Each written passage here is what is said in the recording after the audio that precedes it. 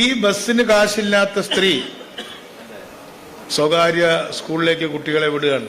നമസ്കാരം. നമ്മുടെ ഗതാഗത വകുപ്പ് മന്ത്രി ശ്രീ CP ജോൺ ഇന്നലെ നടത്തിയ പ്രസംഗത്തിന്റെ ഒരു ഭാഗം വലിയ രീതിയിൽ വിവാദമായി. അദ്ദേഹം പറഞ്ഞത് 100% ശരിയായിരുന്നു, പച്ചയായ യാഥാർത്ഥ്യമായിരുന്നു. അത് എന്തിനാണ് വിവാദമാക്കിയത് എന്നതുപോലും നമുക്ക് മനസ്സിലാകുന്നില്ല.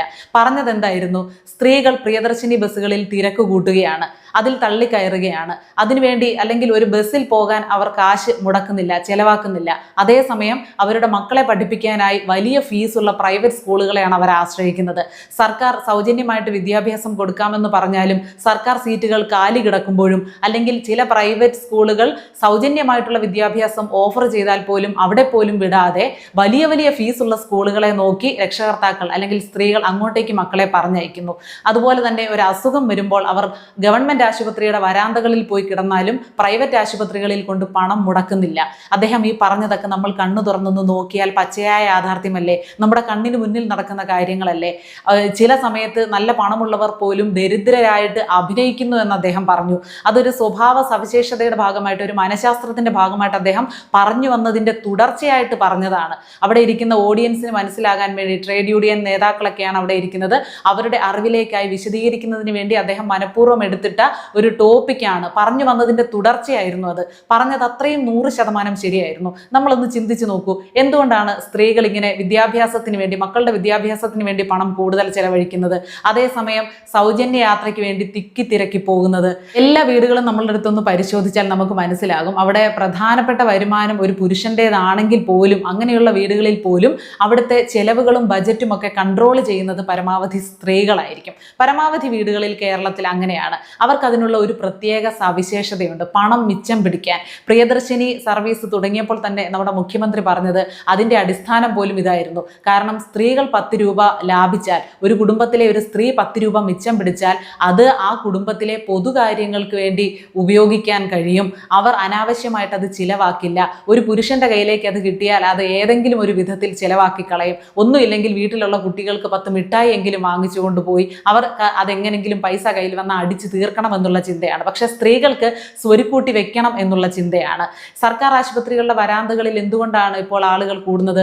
ദാരിദ്ര്യം തന്നെയാണ്, അല്ലെങ്കിൽ രണ്ടറ്റവും കൂട്ടിമുട്ടിക്കാൻ പറ്റാത്ത നമ്മുടെ അവസ്ഥ തന്നെയാണ്. നാളേക്ക് വേണ്ടി നമ്മൾ കരുതി വെച്ചിരിക്കുന്ന നമ്മുടെ പണം മുഴുവൻ നമുക്കൊരു അസുഖം വരുമ്പോൾ എടുത്ത് ചെലവാക്കിയാൽ നമ്മുടെ നാളത്തെ അവസ്ഥ എന്താകും, നമ്മുടെ മക്കളുടെ നാളത്തെ ഭാവി എന്താകും, നമുക്ക് മറ്റൊരു എമർജൻസി വന്നാൽ നമ്മൾ എവിടെ നിന്ന് എടുത്തിട്ട് ചെലവാക്കും എന്നുള്ള ചിന്തയാണ്. സാമ്പത്തിക ഭദ്രത ഇല്ലായ്മ തന്നെയാണ് അതിൻ്റെ പ്രധാന കാരണം. ആരും വിചാരിക്കില്ല നമുക്കൊരു അസുഖം വരുമ്പോൾ പൈസ എടുത്ത് ചിലവാക്കി പ്രൈവറ്റ് ആശുപത്രി പോകണ്ട, മരിക്കുന്നെങ്കിൽ അങ്ങ് മരിക്കട്ടെ എന്നാരും വിചാരിക്കില്ല. ഇപ്പോൾ സ്ത്രീകൾ എന്ന് പറയുമ്പോൾ, അല്ലെങ്കിൽ പുരുഷന്മാർ എന്ന് പറഞ്ഞ് നമ്മളൊരു കാര്യം സംസാരിക്കുമ്പോൾ, അല്ലെങ്കിൽ മനുഷ്യർ എന്നൊക്കെ പറഞ്ഞ് നമ്മളൊരു കാര്യം സംസാരിക്കുമ്പോൾ ഒരു വലിയ വിഭാഗത്തിനെയാണ് നമ്മൾ ഉദ്ദേശിക്കുന്നത്, അല്ലാതെ എല്ലാവരെയും അല്ല. എല്ലാത്തിലും 2 സെക്ഷൻ കാണും, 2 വശം എല്ലാത്തിനുമുണ്ട്. ഈ സ്ത്രീകൾ എല്ലാവരും ഇങ്ങനെ സൗജന്യ യാത്രയ്ക്ക് വേണ്ടി തിക്കിത്തിരക്കി പോകുന്നവരാണ് എന്നതല്ല, ബഹുഭൂരിപക്ഷം സ്ത്രീകളും അങ്ങനെയാണ് എന്നതാണ്. എൻ്റെ അറിവിൽ എത്രയോ സ്ത്രീകളുണ്ട് പണം മുടക്കി എല്ലാ ദിവസവും ഫാസ്റ്റ് പാസഞ്ചറിൽ ടിക്കറ്റ് എടുത്ത് പോകാൻ കഴിവുണ്ടായിരുന്നിട്ട് പോലും സൗജന്യ യാത്രയെ ആശ്രയിക്കുന്ന സ്ത്രീകളുണ്ട്. തിരക്കി എങ്ങനെയാണെങ്കിലും അതിൽ കയറി പറ്റുന്ന സ്ത്രീകളുണ്ട്. അതൊരു മനഃശാസ്ത്രം കൂടിയാണ്. അതിന് പിന്നിൽ ഒരു ഉപഭോക്തൃ മനഃശാസ്ത്രം കൂടിയുണ്ട്. സൗജന്യമായി കിട്ടുന്നത് എന്തും ഉപയോഗിക്കാനുള്ള ഒരു ത്വര, അത് നഷ്ടപ്പെടുത്തിയാൽ പിന്നീട് ഒരു കുറ്റബോധം, എന്നാലും അത് കയ്യിൽ നിന്ന് പോയല്ലോ, ഫ്രീ ആയിട്ട് കിട്ടിയിട്ട് അത് നമ്മുടെ കയ്യിൽ കിട്ടാതെ പോയല്ലോ, അത് അനുഭവിക്കാൻ പറ്റാതെ പോയല്ലോ എന്നുള്ള ഒരു ചിന്ത വരും. അതുകൊണ്ട് സൗജന്യത്തിന്റെ പുറകെ പോകുന്ന ഒരു ഉപഭോക്തൃ മനഃശാസ്ത്രം കൂടി അതിന് പിന്നിലുണ്ട്. പിന്നെ മന്ത്രി പറഞ്ഞത് 100% ശരിയാണ്.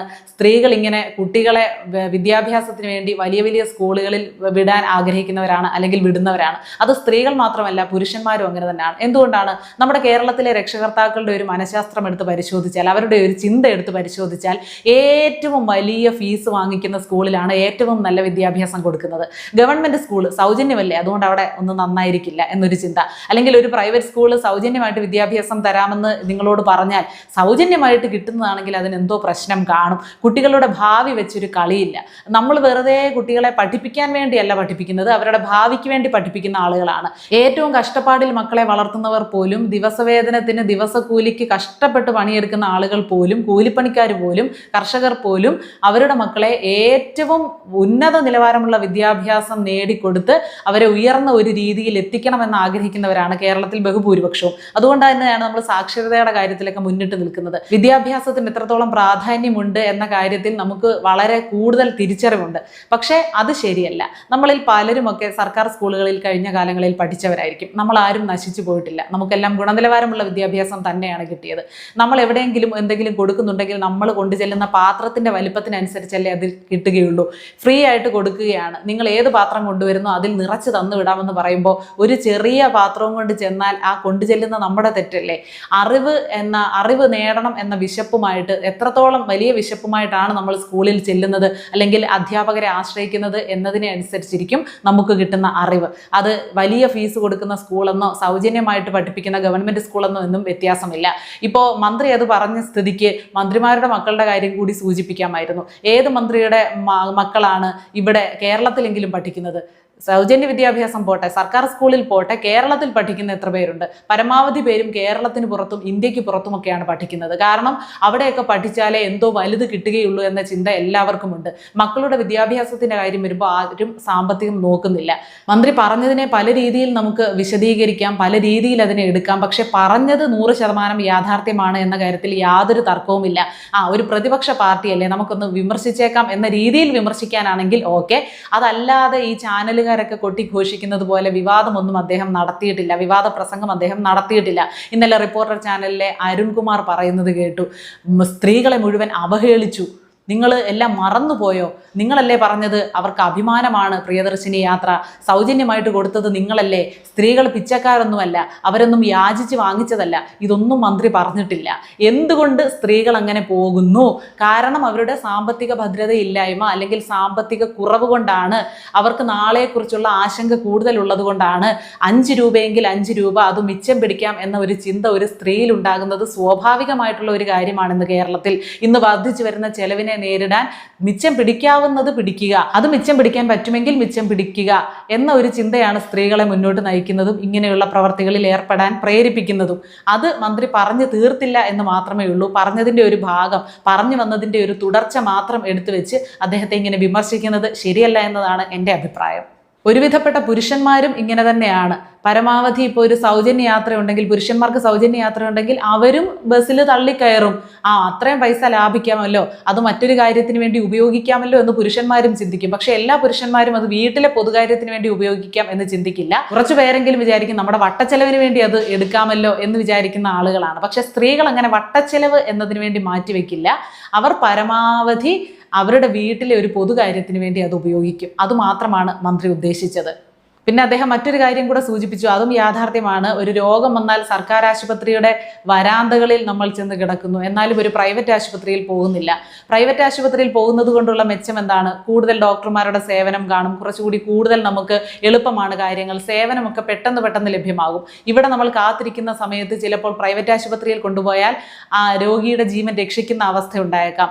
പെട്ടെന്ന് തന്നെ ആ രോഗനിർണയമൊക്കെ നടത്താൻ ഒരു പ്രൈവറ്റ് ആശുപത്രിയിൽ സാധിക്കും. പക്ഷെ നമുക്ക് താങ്ങാനാവാത്ത ആ ആശുപത്രി ചെലവ് കാരണമാണ് ഈ സർക്കാർ ആശുപത്രിയുടെ വരാന്തകളിൽ വന്ന് കിടക്കേണ്ടി വരുന്നത്. അപ്പോൾ മാറി വരുന്ന സർക്കാരുകൾ ഒന്ന് ചിന്തിക്കുക, എന്തുകൊണ്ട് ദാരിദ്ര്യത്തിലേക്ക് മനുഷ്യർ പോകുന്നു?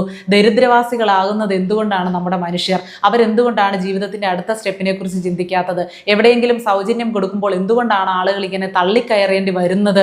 അപ്പോൾ അവരെ സ്വയം പര്യാപ്തരാക്കുക അല്ലെങ്കിൽ സാമ്പത്തിക ഭദ്രതയുള്ളവരാക്കുക എന്നത് ഓരോ സർക്കാരുകൾ മാറി വരുമ്പോൾ അവരുടെ കടമയാണ്. അവർ ആ കടമയിലേക്ക് കൂടി തിരിച്ച് ചിന്തിക്കാനും കൂടി ഇത്തരം പ്രസംഗങ്ങൾ ഉപകരിക്കട്ടെ എന്ന് ആഗ്രഹിക്കുകയാണ്.